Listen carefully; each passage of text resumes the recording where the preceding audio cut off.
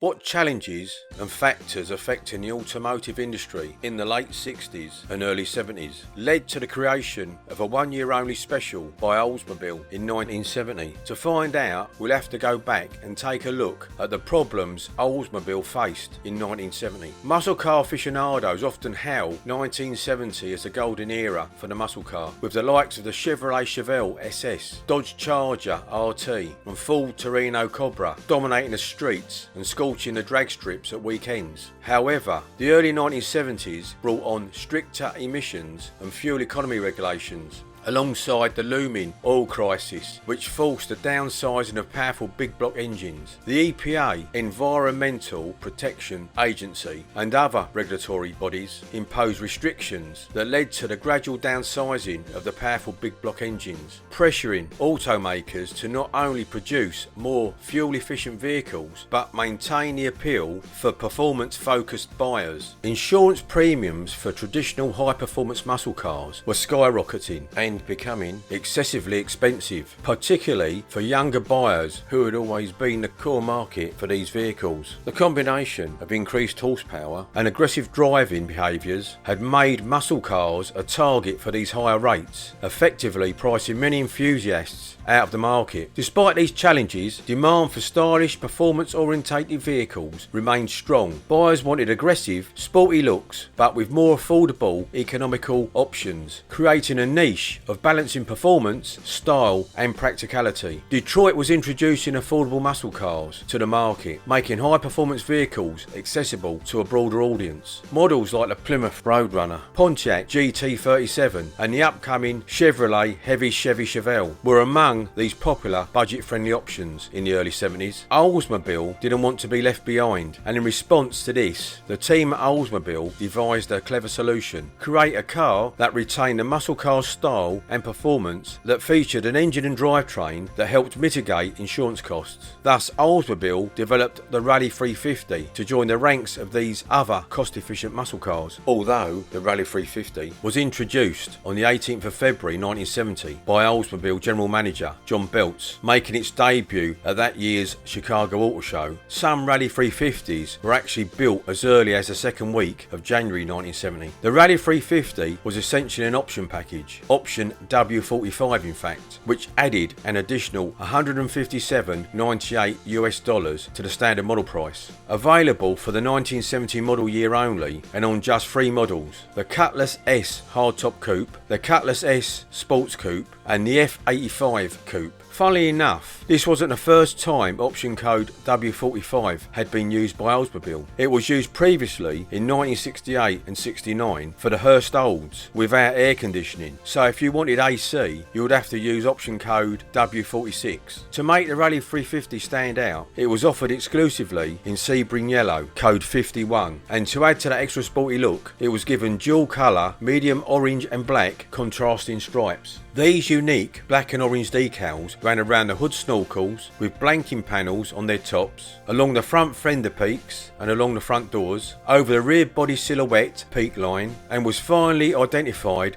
by its Rallye 350 decal on the rear fender overhang. It sported a dual intake false air fibreglass hood, option W25. This code was used from 1970 to 1972, and checking it gave buyers the twin scoop hood and air cleaner setup. The fiberglass hood featured chrome-plated hood lock pins at the front. A foam seal surrounded the air cleaner, pressing against the hood when closed to ensure a tight fit. When the throttle was pushed to its limits, a vacuum-operated air flap on the air cleaner would open, allowing the engine to draw air through the twin hood scoops, enhancing its performance. And what's a muscle car without a bold rear spoiler or a big rear wing? From 1970 to 1972, Oldsmobile offered the rear deck lid air spoiler, option W35, exclusively for the fastback body styles. This pedestal-mounted fiberglass wing, referred to as a spoiler by Oldsmobile, stretched across the full width of the trunk lid and was always painted to match the car's body colour. The factory even claimed it improved traction at high speeds. This spoiler was the same as used on the Oldsmobile 442 and the Hurst Olds. An interesting fact was that the centre hood ornament of the Oldsmobile Cutlass, known for catching or banging heads, was relocated to the grille centre for 1971 and 1972. This change change left the hood flat, with the emblem repositioned to the centre of the grille for a sleeker appearance. The body was complemented by colour-matched Sebring Yellow urethane, a synthetic polymer known for its versatility and durability, coated front and rear bumpers. Both bumpers used the same steel cores as their chrome counterparts, but instead of being plated, they were urethane coated and baked at 250 degrees. The rear bumper was a 442 piece and notched for twin exhaust tips, which were dual exhausts, option N10, also known as trumpet exhausts. The Rallye 350 featured a unique blacked out grille, distinguishing it from the rest of the Cutlass range. The grille was a blacked out version of the Cutlass S grille, accented with silver trim for added contrast. The Rallye 350 also included sports styled rear view outside mirrors, option D35. It's also worth noting that cars like the Rallye 350 with special order paint, such as code 51 Sebring Yellow, usually have a double dash where the code normally appears in their cowl tag. Unfortunately, back in 1970, GM used magic mirror acrylic lacquer with no clear coat. This paint, while easy to polish and wax, was prone to damage from extended time in the sun and/or acid rain. The Rallye 350 was powered by the L74 Rocket 350 V8, a 350 cubic inch 5.7 litre engine, which was produced from 1968 to 1980 and was entirely different from all other GM Division's 350s. It used a very over square bore and the Oldsmobile small block. The 350s made from 1968 to 1976 had heavier castings, beefier crankshafts and better flowing heads. These engines also featured super strong blocks and heavy dose of nickel, which made them especially durable. The 1968 to 74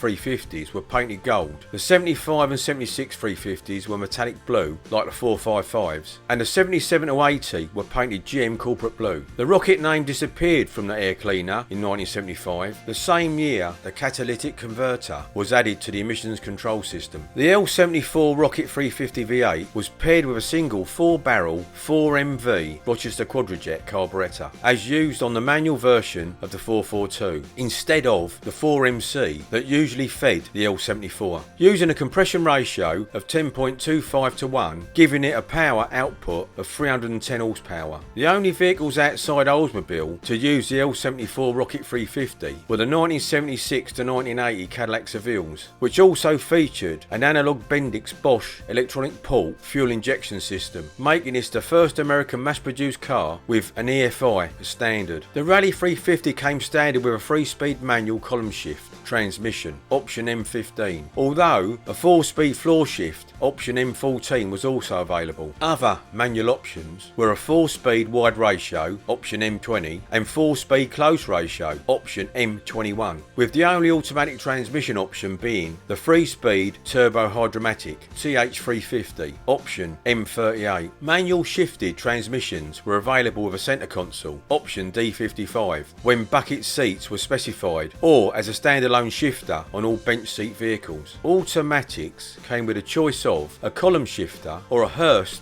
dual gate shifter located in the centre console, option W26. To enhance handling, the Rallye 350 was given a Rallye Sport suspension, option FE2, with front and rear stabiliser bars as well as heavy duty springs. Standard braking for the 350 was manual operated drum brakes all round. This was also the last year for non-finned drum brakes at GM. Front power assisted disc brakes, option JL2, were recommended but not a requirement, and featured GM's reliable Delco Moraine system, which was also widely used across various vehicles in the GM range. The Rallye 350's standard rear end was the Oldsmobile's 12-bolt unit, and not to be confused with the Chevrolet 12-bolt, with a 323 to 1 gear. Two other ratios were available, a 342 to 1, option G92, or a 391 to 1, option G88, option G80. The anti-spin rear axle, Oldsmobile's brand name for its limited slip differential, was also an option. The Rallye 350 could also be equipped with the aluminium rear axle carrier and housing cover, option W27. This assembly, weighing approximately 22 pounds less than the standard cast iron unit, helped reduce unsprung weight and enhance the Rallye 350's handling. The aluminium housing also improved rear axle cooling, lowering the operating temperature by an average of 20 degrees. This was achieved thanks to the added pint of lubricant and the cooling fins cast into the aluminium inspection cover. However, in 1971 and 72, the W27 option was modified and became only the aluminium inspection cover, omitting the aluminium housing. Running on Superstock 2 wheels, 14 by 7 inch, painted in Sebring Yellow, code 51, to match the body, with bright centre caps showing the Oldsmobile rocket logo, but with no chrome trim rings. Standard tyres were G7014 bias belted wide oval Blackwall tyres, but these could be optioned with either white letters, code PK5, or white stripes, code PX8. Every single Rally 350 came with a standard black interior and front bench seats, plus a styled 4-spoke option N34 custom steering wheel. The Cutlass S hardtop coupe and the Cutlass S sports coupe had the option of Strato bucket seats, option A46 with carpet. However, the F85 coupe was only available with a front bench seat and rubber floor linings. The black vinyl used on the interior was called Morocide, a type of high quality vinyl commonly used in Oldsmobile interiors at the time, known for its durability and stylish appearance. The Rally 350 could be upgraded further with other luxury items such as air conditioning, option C60, cruise control, option K30, available only with automatic transmissions, power steering, option N47, power side windows, option A31, stereophonic radio, option U58, or wood grain vinyl instrument panel trim, option BC1, to name but a few. In the May 1970 issue of Car Life, the Rally 350 was tested and achieved 0 to 60 in 7 seconds, with a quarter mile time of 15.27 seconds at 94 miles per hour. Impressive for a £3,500 car with 310 horsepower. Its performance was comparable to the 1970 Plymouth Roadrunner, which had 335 horsepower and a 383 cubic inch V8, with a 0 to 60 time of 7.1 seconds and completing the quarter mile in 15 seconds at 96 miles per hour. The Rally 350's distinctive Sebring Yellow paint was definitely eye-catching and set it apart. However, the majority of buyers at the time preferred bold, eye-catching